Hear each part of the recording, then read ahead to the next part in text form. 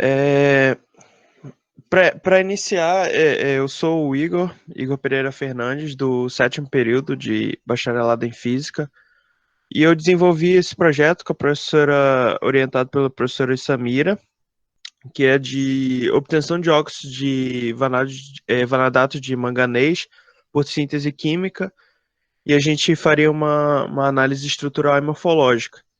Bom, antes de começar a apresentação, eu gostaria de deixar um pouco claro para o que aconteceu durante o projeto, é que por se tratar de um cunho experimental, acabou que boa parte não foi desenvolvida, já que a gente não conseguiu ter acesso à universidade durante esse tempo.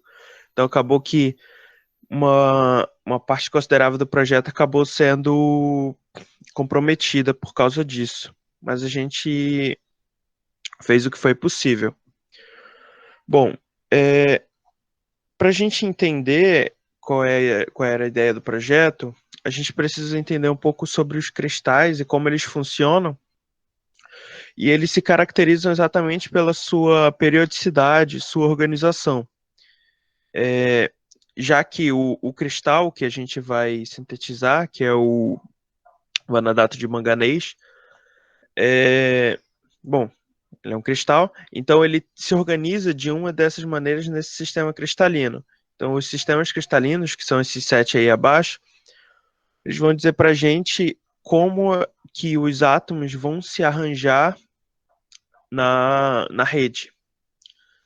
E é interessante esse estudo da rede dos cristais, porque dependendo da estrutura e de como se organiza, podem surgir diferentes propriedades químicas e que a gente observa macroscopicamente. Então é muito interessante e importante que a gente estude essas propriedades dos cristais.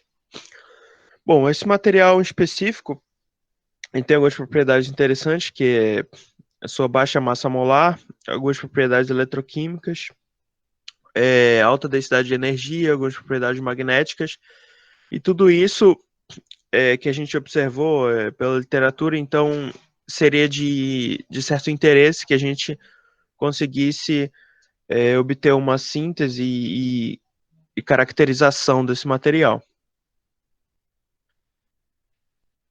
Bom, a estrutura dele, ele pode obter essas duas estruturas aí, a alfa e a beta, que eu não vou saber dizer para vocês o nome da estrutura agora, que é um nome um pouquinho confuso, mas eu posso procurar depois para falar. E como é que a gente vai chegar nesse material? Bom, o método de síntese é por precipitação. Então a gente vai utilizar um pó de acetato de manganês e um metavanadato de amônio. Essa solução em água ela vai ser agitada com uma temperatura durante um tempo. Vai sair um precipitado. Esse precipitado a gente leva ao forno e obtém o material desejado que a gente vai caracterizar como necessário. E aqui para caracterização é importante que a gente entenda a lei de Bragg, que nada mais é do que uma condição de construtividade, né? Então a gente observa, por exemplo, esses dois raios incidindo sobre o cristal, difratando. Qual é a condição para que esses dois raios eles cheguem construtivamente no detector? Então a gente obtém isso pela lei de Bragg. Ele vai nos dizer sobre isso. Então a gente consegue obter informação do cristal que a gente quer analisar, utilizando essa lei. E essa lei ela vai culminar exatamente no DRX, que é a difração de raio-x. Então, é, o nosso cristal aqui ele vai servir como basicamente uma rede de difração. Então, a gente tem que usar um comprimento de onda que esteja na ordem de grandeza dessa nossa rede. para que a gente observe o fenômeno. E no nosso caso, utiliza-se o raio-x, que está próximo do comprimento de onda da rede. Mas, por exemplo, pode-se usar a difração eletrônica ou outros comprimentos de onda também. Mas para cristais utiliza-se mais o raio-x. Então a amostra ela fica parada e quem se mexe é a fonte de raio-x e o detector que vão se mexendo e conforme eles vão mudando essa angulação de θ, a gente observa esse padrão que vai se formando, que é o DRX. Bom, e esse DRX, pelo comportamento dele, a gente consegue te dizer sobre a estrutura. Acima, na direita, a gente observa um resultado amorfo. Como é que ele funciona? A gente observa que, primeiro, que tem um ruído bem grande, né? E que não há formação de picos muito bem definidos. E é isso que a gente procura em uma difração de raio-x, esses picos, como a gente observa mais abaixo. Esses picos vão indicar exatamente que existe uma fase cristalina nesse sólido que a gente está observando. Exatamente isso que a gente quer. Eles indicam exatamente essa periodicidade, essa organização no cristal. E por meio desses picos a gente consegue fazer uma indexação nessa fase que, que vai indicar para a gente se a gente obteve o material que a gente desejava ou se existem ali outras fases indesejadas que tenham sido formadas por, de repente, alguma falha na estequiometria ou impurezas que existam ali. Sempre vai existir, óbvio, mas a gente quer que isso se mantenha no mínimo possível, né? Outras técnicas de caracterização, além do DRX, que eu expliquei, a microscopia também ela é importante para que a gente consegue determinar as partículas e a morfologia delas, e que isso também eu posso brincar um pouco com essa morfologia e obter diferentes formatos, e aí seriam e que também levam a é, diferentes propriedades. Além disso, o refinamento ele também é muito importante, porque ele traz os parâmetros do DRX, então ele vai fazer basicamente um fitting na curva do que a gente obtém, e a gente consegue obter é, informação sobre a nossa rede a partir desse refinamento. Temos também o Raman, que ele vai observar como estão as ligações atômicas por meio de vibrações. Então, a gente vai mandar um certo comprimento de onda no cristal que vai reagir, vibrar de uma maneira específica, e com isso a gente consegue ter informações sobre o cristal também. E outros também, como o TG, que vai medir a variação da massa com a temperatura. Então, eu vou variando a temperatura, eu vejo se há variação de massa, por exemplo, perda de água e tudo mais. E o DSC que eu vou medir, eu vou verificar se há transições de fase. Então, eu vou dar um certo fluxo de calor para o cristal e observar se, se existem variações ali de, de temperatura. Então, exatamente essas transições de fase, elas vão indicar,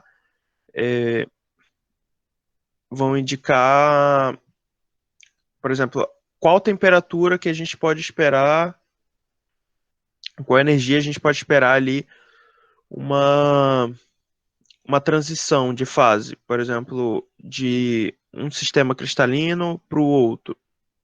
Então é interessante também essa análise. Bom, os nossos objetivos eram sintetizar a amostra e avaliar a estrutura e a morfologia dessas amostras que a gente obtivesse.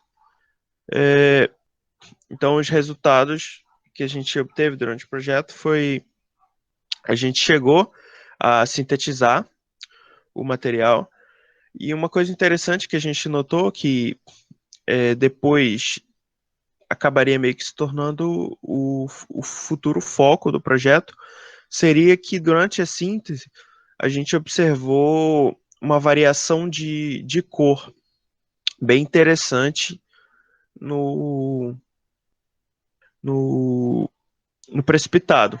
Então, aqui, como eu havia explicado anteriormente, eu, eu adicionei os dois pós na água, que ela fica agitando com uma certa temperatura. E aí depois a gente observa a formação de precipitado na última imagem ali, que o precipitado já está bem, bem separado ali. Mas nas outras também já há formação de precipitado, só que ele não, só que ele está mais diluído ali na solução. Então, essa mudança de cor, ela é interessante porque ela pode estar indicando uma mudança nos estados de oxidação, e que foi algo que a gente exploraria mais no futuro, mas que acabou não sendo explorado devido às dificuldades que a gente obteve. E aí a ideia era que a gente faria diversas sínteses, e essa parte eu cheguei a fazer, diversas sínteses, e com o pó em cada uma das cores. Então eu obteria a primeira cor, a segunda, a terceira e a quarta. Cada uma das cores, eu pegaria esse pó e, eu pegaria minha difração de raio-x dele, e a gente observaria como é que tá, o que está mudando de uma cor para outra, de maneira estrutural ali na nossa amostra. E a gente chegou também a fazer a difração de raio-x para antes dessas partes aqui das cores, no caso seria a última cor, essa aqui. A gente obteve o, o pó. Na esquerda foi o resultado que a gente obteve sem o, o tratamento térmico, ou seja, é um resultado meio amorfo, né?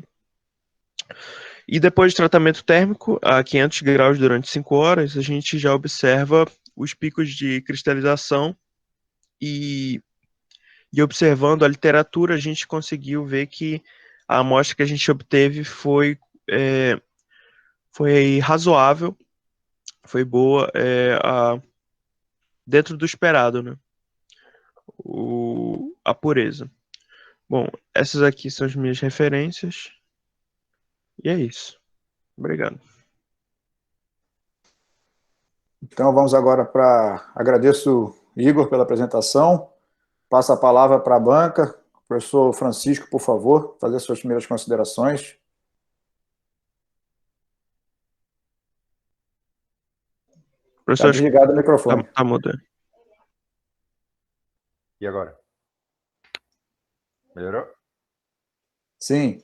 Beleza. Então, bom dia para todo mundo, os participantes. Temos aí 32 no total, né, aqui na sala. Agora que eu estou falando, queria agradecer aí o Igor pela oportunidade, pelo convite, né, estar participando dessa atividade do PET, grupo que a gente participou lá desde 2001 até 2004, né. O Igor aí, o nosso representante, nosso expoente maior da época, né, o Lúcio também, de épocas diferentes, mas a gente coexistiu ali, foi um tempo muito bacana.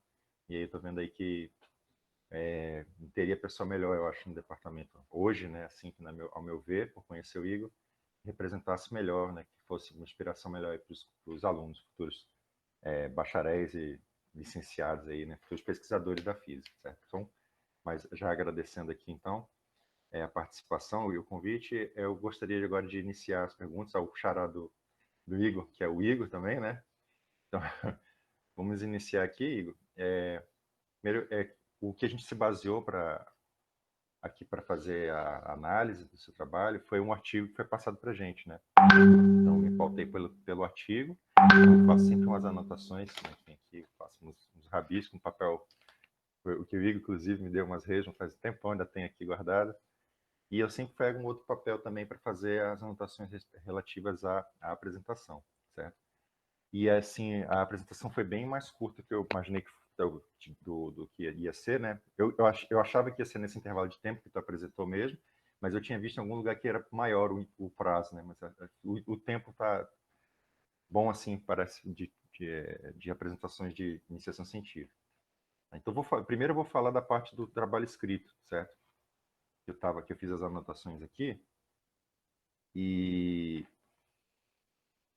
a primeira coisa que eu queria só... Eu vou falar algumas coisas, eu não vou ficar listando ponto a ponto problemas de confecção do trabalho, né? Da parte escrita, de erros, alguma coisa pontual, né? Mas é corriqueiro no trabalho todo a falta do ordenamento nas citações, tá? Você faz uma listagem, creio que você fez aquela por ordem de citação. Ele vai citando primeiro, no final você ordena lá nas referências, né? Na ordem de aparição, né? Que nem tem aqueles fim de filme, que você tem lá o cast, por ordem de quem vai aparecendo. Então, acredito que essa foi a ideia, mas no final não estava, ficou desorganizado essa parte, tá? Então, já na introdução já dá para ver, né, que tem a citação de 1 a 2, aí de uma hora para outra tem a 5, aí vem para 3, né?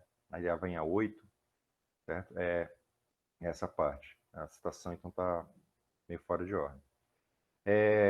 Desse material, né, desse composto aí, do manganês, né, eu acho, vanádio e oxigênio, você fala de duas fases dela, de uma fase alfa e de uma fase beta. Então, primeiro eu vou falar da parte do texto, depois eu vou fazer perguntas sobre o material em si. No texto, em nenhum momento aparece a letra do alfa, sabe? O alfa, ele não aparece. Então, eu fiquei procurando qual é a primeira fase que ele faz referência, né? Não tem no texto a letrinha alfa, para eu saber que tem essas duas fases do composto que você fez aí. E depois aparece o beta, mas o beta também num símbolo que não é um beta, tá certo? Que é lá aquele duplo S do alemão lá, que é o ESET, né? Sei lá, até tentei anotar o nome aqui. É um duplo S aquele lá. Então, um símbolo diferente. Aqui na referência, por exemplo, também está de novo o duplo S aqui na referência 3, né? Então, se é referente à fase beta, mesmo se a letra era para ser um beta grego, é lezeiro isso que eu estou falando, mas é só para contribuir aqui com a parte de um cuidado aqui das letras que estão se adotando. Se está falando de fase alfa, então o outro é o beta, então tem que ser a letra beta mesmo, não essa letra aqui que é lá tem a ver com o alemão, né? Que é um duplo S, como se fossem dois S aqui, certo? É essa parte. Uma coisa que eu queria também frisar é relativo a que tu não falou aqui, que podia ter falado para a gente, que eu acho que teria sido interessante.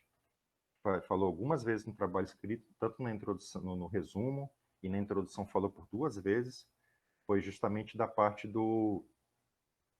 da aplicabilidade desse composto, né, na bateria de lítio. Então, eu não entendi em momento algum, queria só entender, então, se você puder falar, qual que seria a vantagem dele aqui, tá? Só para eu entender, porque essa questão do lítio, né, ela é bem importante mesmo hoje em dia, tem a questão da política na jogada, né? É bem atual isso. Eu queria entender Sim. como, então, ele seria útil aí no desenvolvimento dessas baterias de lítio aí, que tem aquele menor impacto ambiental e tudo mais, né? Como tá, isso tu escreveu no trabalho, mas eu queria entender como que seria essa mistura aí. De uma coisa é esse composto do manganês e outra é o lítio. Como é que eles se juntariam nessa tecnologia aí? A ideia seria, no caso, uma substituição das baterias de lítio. Porque esse composto em específico, ele tem uma boa densidade de energia. Então, com isso, o que a gente observou na literatura, né, é que isso poderia vir a trazer uma interessante aplicação nessa parte no uso de baterias, né? Ah, entendi. Então, não é a ideia, não é ser útil junto com o lítio, seria substituir baterias de lítio, então. É. Tá certo. Então, eu pensei que era para ajudar a fazer alguma coisa, né, junto, né? Então é para substituir, beleza. No texto também, na figura 1, tá? Na figura 1 do texto, quando fala das direções lá do cristal, né? Que ele tem uns numerozinhos que indicam que as direções lá tridimensional, tá em colchete certinho, só que tem uma que era para ser o 1 menos 1 e 0, né?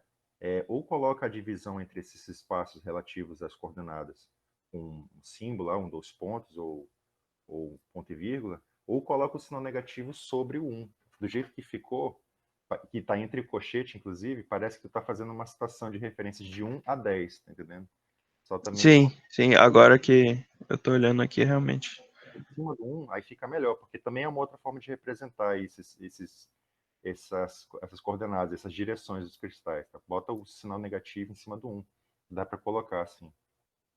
O que é esse asterisco? Que eu não entendi, procurei o asterisco, que ele está sempre acompanhado, tanto na figura 1, acho que também na figura 2, no lado do colchete das direções, tem uns asteriscos. Eu fui procurar no rodapé, não achei.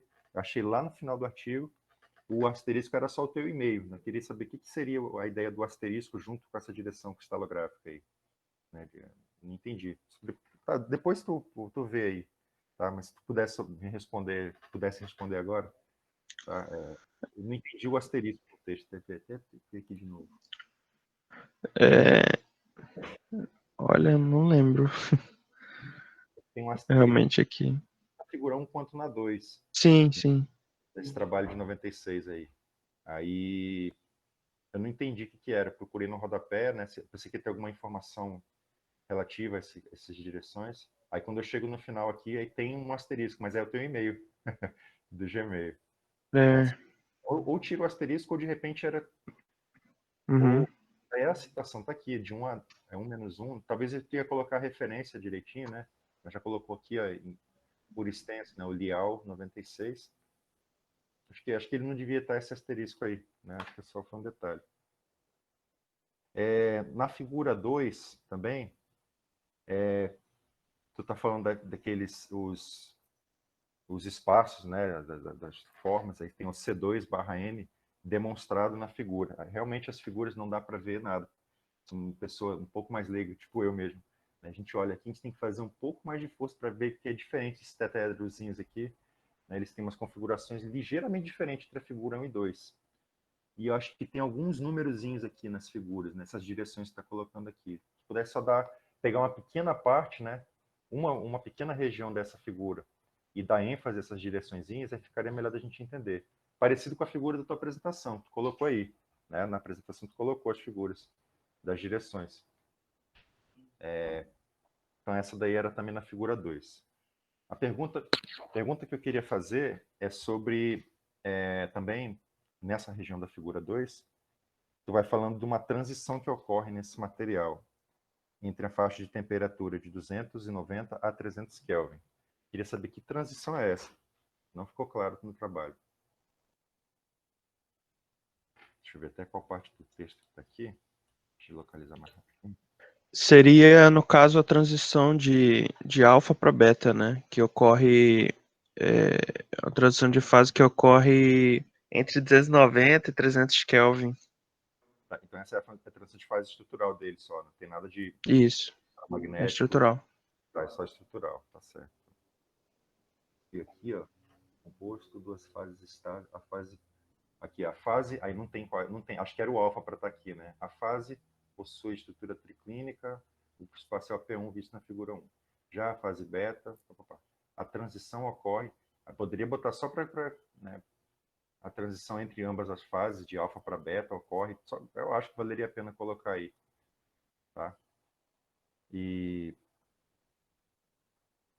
ocorrer...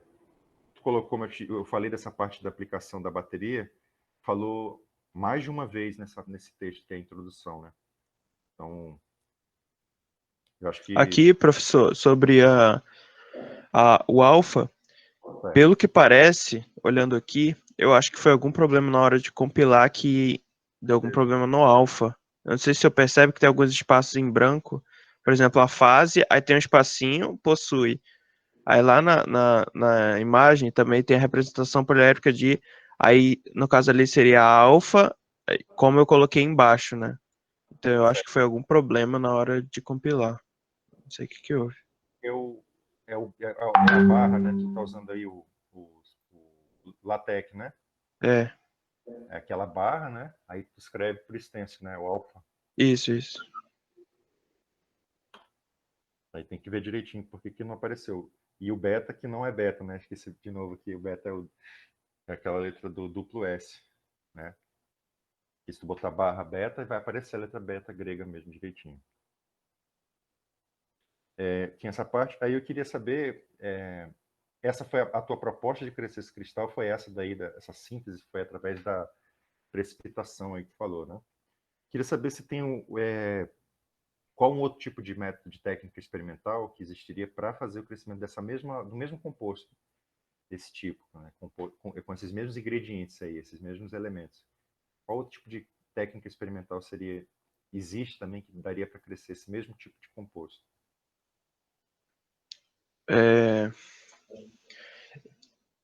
Aqui, no caso, eles usam outros métodos parecidos para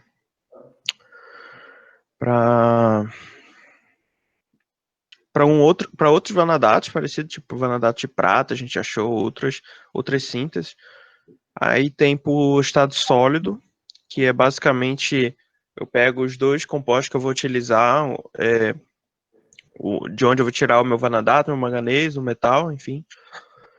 E aí eu agito eles com umas esferas, alguma coisa assim, para mecanicamente mesmo forçar as ligações ali neles. Então tem outros também, tem o processo hidrotermal, o Sogel. Agora eu não vou lembrar, mas eu acho que teve também um processo de criação de monocristal. Eu acredito que eu encontrei um artigo que ele fazia um monocristal desse material, que é por um método de, acho que é Teolastic o nome. Tá bom. Também interessante. Então eu vou ficar por aqui, Igor, tá? Eram questões, acho que eu passei do tempo. Ok. Eu dei conta que eu anotei aqui. Mas isso aí, boa sorte aí. Obrigado, professor. Falou. Depois eu vou entrar em contato com a banca e vou pegar essas anotações deles e passar para vocês fazerem as correções. Obrigado, professor Francisco. Professor Lúcio, por favor, suas considerações.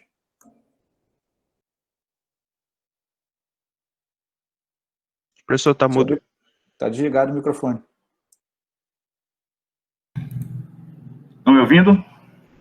Agora. Sim. Certo. Então, primeiramente, bom dia a todos. Eu gostaria de agradecer o convite, né, para participar desse evento. Eu acho muito importante ter participado do PET e estar aqui colaborando. Acho a iniciativa do professor Igor muito boa. E essa iniciativa, ela, eu posso dizer, ela tem relação muito forte com a questão da formação, né? Tanto do bacharel como do licenciado. Eu acredito que o bacharel, que o PET esteja exclusivo aos bacharéis hoje em dia, né? E então esse processo de formação da formação científica, né? Ele traz alguns desafios que precisam ser enfrentados no aluno ao longo da sua formação. Eu não sou um profissional da área de estado sólido, nem mesmo na área de química. A minha área é cosmologia e gravitação e física matemática. No entanto, eu também ministro a cadeira de metodologia do trabalho científico aqui na UFAM de Taquatiara e TCC, e acredito que posso fazer algumas considerações importantes para a sua formação, e fica aqui como um certo conselho, né, em relação a isso. Eu achei o trabalho interessante, né, da obtenção. É importante que o bacharel ele tenha contato com as duas partes da física, que são a parte teórica e a parte experimental, né? Vejo que o seu trabalho é muito ligado à parte experimental, principalmente na área aí obtenção, né, dessas estruturas. E aí vem os meus principais questionamentos aqui com você, que é tipo assim, o objetivo do trabalho, né, é fornecer a um aluno um momento, né, de aprendizagem do processo de formação científica. E eu achei que, primeiramente, o resumo, né, nas regras da ABNT, tem uma preferência para que o resumo aconteça em um só parágrafo. Mesmo porque você está descrevendo como um todo, basta conseguir para você continuar dentro da descrição, né? Então, eu achei atípico o seu resumo ter mais de um parágrafo. Mas isso é uma questão de formação, de formatação também é importante, né? A gente ir acostumando com a questão dessas formatações de artigos. Mas, voltando à questão, eu achei que a justificativa para o trabalho, né, de iniciação científica é sempre um desafio você justificar dentro de um trabalho de iniciação científica que, em geral, na física, a gente não ataca um problema novo, né? Mas isso não isenta o trabalho de buscar, né, uma maneira de se justificar, e mesmo porque o próprio movimento que você faz, a procura de uma justificativa, né, mexe com a sua capacidade de argumentar cientificamente, mexe com a sua capacidade de analisar as fontes e perceber, né, aonde você pode chegar com aquilo. Então, eu achei que o trabalho está muito standard do ponto de vista de vou pegar aqui um novo composto e obter, né? Seria uma prática normal para um trabalho novo, mas para um trabalho de formação, já que vem a primeira pergunta, você pode anotar se é um trabalho novo essa síntese, né? E eu achei que a sua justificativa dentro do processo de análise da literatura, dentro de achar uma problemática, não foi suficiente, na minha opinião. Então, eu indicaria, né, a todos, né, que estão nessa formação que, no momento que você busca, né, refazer um trabalho científico que já foi obtido, que você lance mão, né, de uma argumentação em que você justifica o trabalho, né, que você está fazendo dentro do que já foi concluído a isso. Eu acho que buscar, né, reconstruir esse processo é uma questão de formação, e acredito sim que se possa achar uma argumentação para isso. Então, passo a você aí para que diga se entendeu ou não, ou se tem uma justificativa aí para isso. Ok. Eu entendi, sim, o seu ponto, professor. E, assim, para fins práticos, no fim das contas, o que é? A gente vai fazer uma síntese e estudar a morfologia daquele cristal. Então, é uma ideia de aprendizado, de você aprender fazendo os objetivos, né?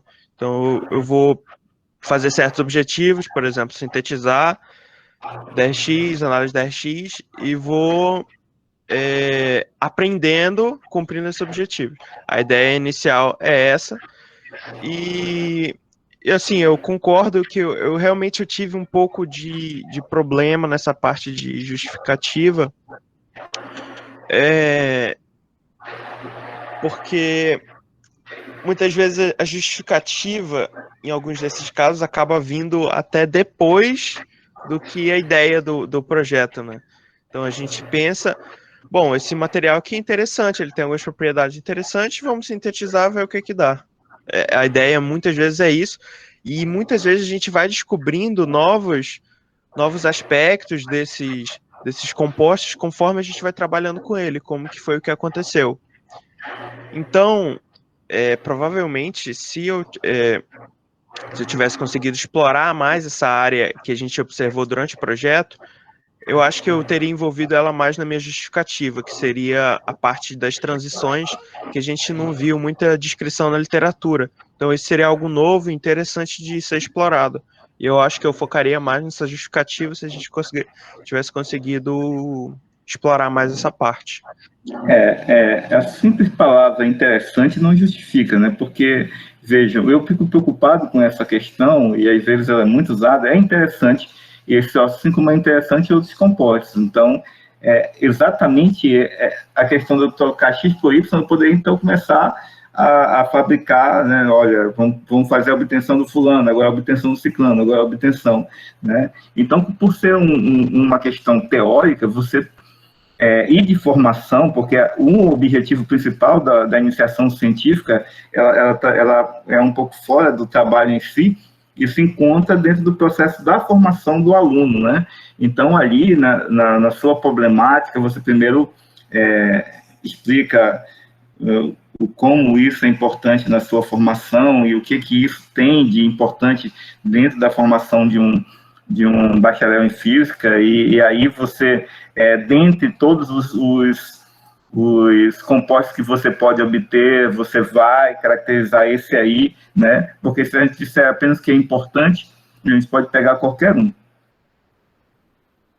Então, eu acredito que o trabalho descreve, né, o processo, e dentro dessa descrição eu acreditaria que ele poderia se referir um pouco mais à teoria, né, porque é isso que você encontra na sua formação, tentar linkar com as partes de que a sua formação foi desafiada para obter para trabalhar com determinada metodologia, ou seja, raio-x aqui, como é que o raio-x interfere com isso, ou outra coisa dentro dessa metodologia. Então, fica aí a minha consideração para você, né?